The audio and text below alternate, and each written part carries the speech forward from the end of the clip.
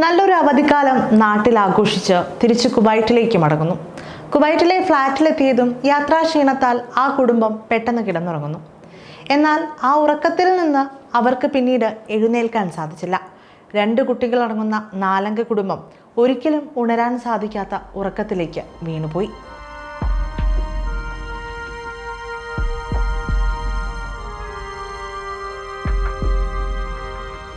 ഏതാനും ആഴ്ചകൾക്ക് മുൻപാണ് കുവൈറ്റിലെ ഒരു ഫ്ലാറ്റിന് തീപിടിക്കുകയും മലയാളികൾ ഉൾപ്പെടെ ഒരുപാട് തൊഴിലാളികൾ മരണപ്പെടുകയും ചെയ്യുന്നത്. ആ നടുക്കം വിട്ടുമാറുന്നതിന് മുന്നേ കുവൈറ്റിൽ നിന്ന് മറ്റൊരു ദുരന്ത വാർത്ത കൂടി കേൾക്കേണ്ടി വന്നു. അംബാസിയയിലെ ഫ്ലാറ്റിലുണ്ടായ തീപിടുത്തത്തിൽ 4-അംഗ മലയാളി കുടുംബം ശ്വാസം മുട്ടി മരണപ്പെട്ടു. ആലപ്പുഴ തലവടി നീരേറ്റുപുറം മുളയ്ക്കലിൽ മാത്യൂസ് മുളയ്ക്കൽ, ഭാര്യ ലിനി എബ്രഹാം, മക്കൾ ഐറിൻ, ഐസക് എന്നിവരാണ് മരിച്ചത്.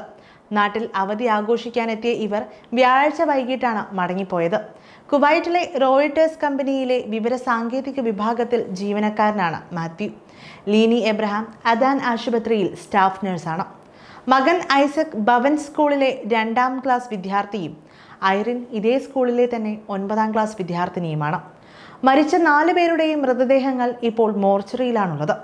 മൃതദേഹങ്ങൾ നാട്ടിലേക്ക് കൊണ്ടുപോകുന്നതിനുള്ള നടപടികൾ സാമൂഹ്യ പ്രവർത്തകരുടെ നേതൃത്വത്തിൽ പുരോഗമിക്കുകയാണ്.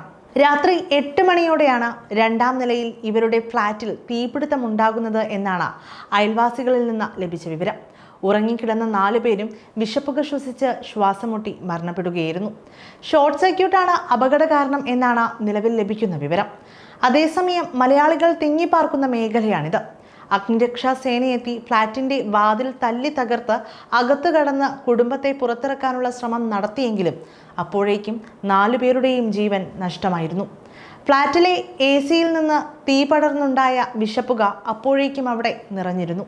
തീപിടുത്തം സംബന്ധിച്ച് കുവൈറ്റ് അഗ്നിരക്ഷാ സേന കൂടുതൽ വിവരങ്ങളൊന്നും തന്നെ ഇതുവരെ പുറത്തുവിട്ടിട്ടില്ല.